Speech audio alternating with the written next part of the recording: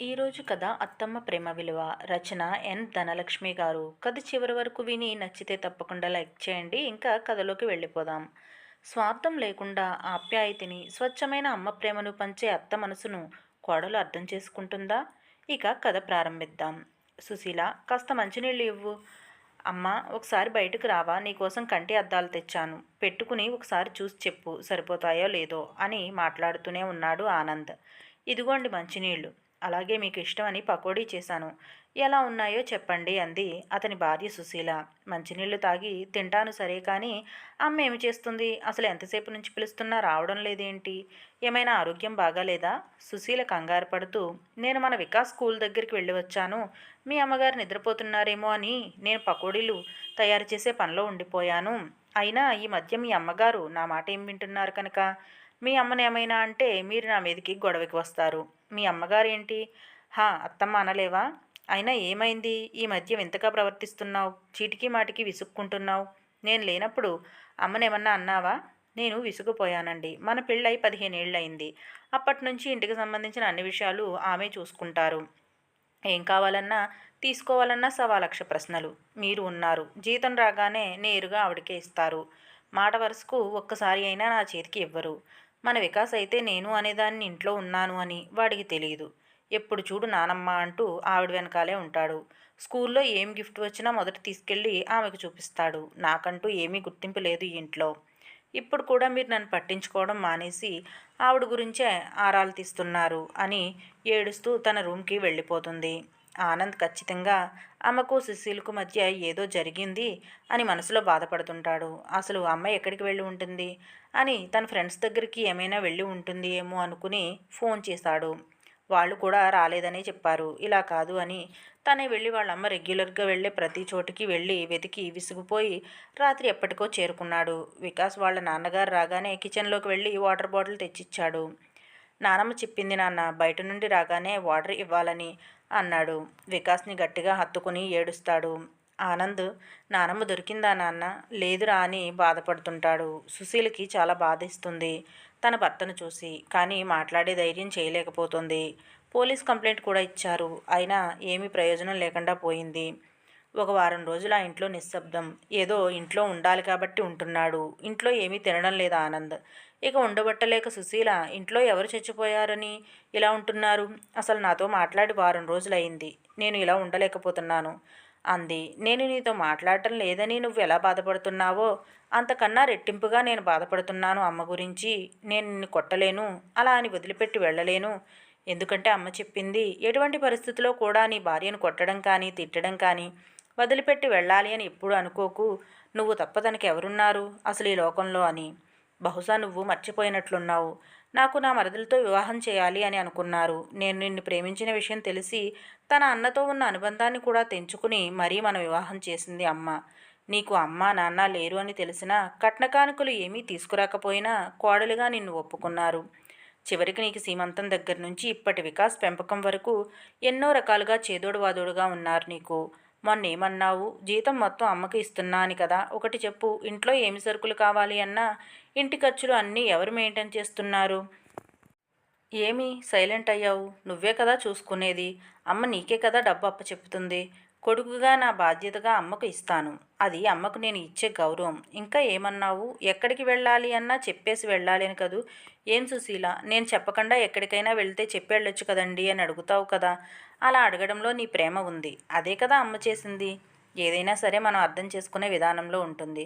వికాస్ ఎప్పుడు తన వెంటే ఉంటాడు అని బాధపడుతూ ఉన్నావు కదా. వాడు పసిబిడ్డగా ఉన్నప్పటి నుంచి ఇప్పటి వరకు అన్నీ తనే చూసుకుంది. నీకు యాక్సిడెంట్ అయ్యి 3 నెలలు బెడ్ పైన ఉంటే నిన్ను పసికందు అయిన వికాస్ని తనే చూసుకుంది. వాడికి అమ్మతో అటాచ్మెంట్ ఎక్కువ. అయినా ఇలాంటివి అన్నీ నీకు ఎందుకు చెబుతున్నా? ఇలాంటివి నీకు అర్థం కావు కదా అని చెప్పి తన వైపు కోపంగా చూస్తూ బయటికి వెళ్ళిపోయాడు. సుశీల పశ్చాత్తాపంతో అలాగే సోఫాలో కూర్చుని తను అత్తయ్యతో అన్న మాటలు గుర్తుకు తెచ్చుకుంది. చూడండి, మీరు ఉండడం వల్ల నాకు నా ఇంట్లో విలువ లేకుండా పోతుంది. ఇంకా ఈ ఇంట్లో నేను ఉండలేను. ఉంటే మీరైనా ఉండాలి, లేదా నేనైనా ఉండాలి. మీకు మీ అబ్బాయిపై నా ప్రేమ ఉన్నది నిజమే అయితే ఈ ఇంట్లో నుంచి మీరు వెళ్ళిపోవాలి. ఇంట్లో ఎవరైనా ఉన్నారా అన్న పిలుపుతో ఈ లోకంలోకి వచ్చింది. చెప్పండి, ఎవరు కావాలి? అమెజాన్ నుండి మీరు ఆర్డర్ చేసిన న్యూ మొబైల్ మ్యామ్. అమౌంట్ కూడా పే చేసేశారు. రామలక్ష్మి గారు కట్టేశారు. మ్యామ్ ఇక్కడ సైన్ చేయండి అంటూ ఒక వ్యక్తి మొబైల్ డెలివరీ ఇచ్చాడు. ఫోన్ తీసుకున్న తనకు గతం జ్ఞప్తికి వచ్చింది. ఏం మొబైలో ఏంటో, న్యూ యాప్ ఏవి యూజ్ చేసేది లేదు అని విసుక్కుంది ఓ రోజు. ఇంత డబ్బు పెట్టి నాకు ఫోన్ కొన్నారా అంటే పెన్షన్ డబ్బు.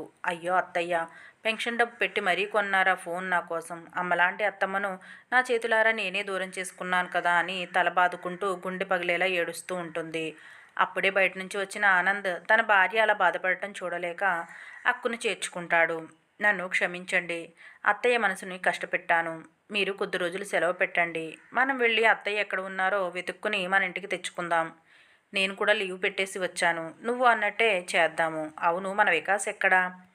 అవునండి, నేను మన గొడవల్లో పడి వాడిని మర్చిపోయా. రే వికాస్ అంటూ ఇల్లంతా వెతికారు. వాడి ఫ్రెండ్స్ అందరిళ్ళకి వెళ్ళి కనుక్కొని వచ్చారు. ఏమైపోయాడో అర్థం కాక వాళ్ళు పోలీస్ స్టేషన్కి వెళ్ళి కంప్లైంట్ ఇవ్వాలి అనుకుంటూ ఉంటే అమ్మ అంటూ వికాస్ వచ్చాడు. ఏమైపోయావురా అంటూ సుశీల వికాస్ని హత్తుకుని తనివితీరా ఏడుస్తుంది. ఎందుకమ్మా నువ్వు ఏడుస్తున్నావు? నేను కొద్దిసేపు కనపడకపోతే ఏమైంది? నువ్వు అంతలా బాధపడుతున్నావు? అదేంటి వికాస్ అలా అంటావు? తల్లికి బిడ్డ దూరం అయితే బాధ ఉండదా ఏంటి? నేను కొద్దిసేపు కనపడకపోతేనే నువ్వు తట్టుకోలేకపోతున్నావు. మరి నానమ్మ నుండి నాన్నని ఎలా దూరం చేశావు? అప్పుడు గుర్తుకు రాలేదా ఏంటి? సుశీలకి లాగిపెట్టి కొట్టినట్టు అనిపించింది. నిజమే, వికాస్ చాలా దారుణంగా ప్రవర్తించాను. అత్తయ్య కనపడితే తన కాళ్ళని నా కన్నీళ్లతో కడిగి నా పాపాన్ని కడిగేసుకుంటా. ఆవిడను బాగా చూసుకుంటా. అయితే చెయ్యి మరి అంటూ వికాస్ వాళ్ళ నానమ్మని పిలుస్తాడు.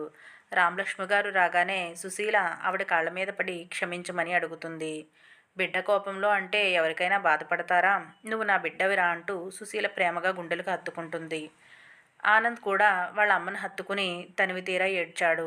ఇంతకీ ఎక్కడ ఉన్నావమ్మా? అయినా వికాస్ నీకెలా తెలుసు? నానమ్మ ఒకరోజు న్యూస్ పేపర్లో వచ్చిన ఆర్టికల్ చదువుతూ ఓ మాట అన్నారు. నేను కూడా ఈ ఆశ్రమానికి వెళ్ళి కొద్ది రోజులు ఉండాలి అని. ఎందుకంటే ఆ ఆశ్రమం చుట్టూ ప్రకృతి వాతావరణం ఎంతో ఆహ్లాదకరంగా ఉంటుంది. పైగా మనకు నచ్చిన పని చేసే అవకాశం ఉంటుంది అని. నానమ్మ కనపడకపోతే ఒకవేళ అక్కడికి వెళ్ళి ఉంటారు ఏమో అని అనుమానం వచ్చి పక్కింటి అన్న సహాయంతో వెళ్ళి తీసుకుని వచ్చాను. నీకు తెలుసా అమ్మా, అక్కడ కూడా మన గురించే ఆలోచించి నానమ్మ మన కోసం పర్సులు తయారు చేశారు చెప్పాడు వికాస్. అత్తమ్మ నన్ను క్షమించండి. ఇక నుంచి మీరు నాకు అమ్మ. మీ విలువ మీ గొప్పతనం తెలిసి వచ్చింది. అమ్మ ప్రేమను మించింది ఏదీ ఈ లోకంలో లేదు అని తెలిసొచ్చింది. నాకు మీ ప్రేమ అనంతం అజరామరం అని సుశీల ప్రేమగా రామలక్ష్మి గారిని హత్తుకున్నారు. వాళ్ళిద్దరినీ చూసిన ఆనంద్ మనసు ఆనందంతో నిండిపోయింది. ఆనంద్ వికాస్ని హత్తుకుని వెల్డన్ కన్నా అన్నాడు. నాన్న అయితే నాకు ఐస్ క్రీమ్స్ చాలా చాలా కావాలి. అండ్ పెద్ద డైరీ మిల్క్ కావాలి. తీసిస్తారా? తప్పకుండా రా కన్నా, నీకు ఎన్ని కావాలి అన్నీ తీసిస్తా.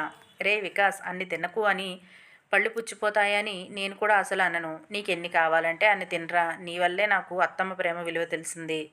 నాన్న ఈ హ్యాపీ మూమెంట్స్లో ఓ సెల్ఫీ తీసుకుందామా? ఓకేరా అంటూ ఫ్యామిలీ మొత్తం సెల్ఫీ తీసుకున్నారు. శుభం. కథ నచ్చితే తప్పకుండా లైక్ చేయండి, షేర్ చేయండి. Thank you for watching.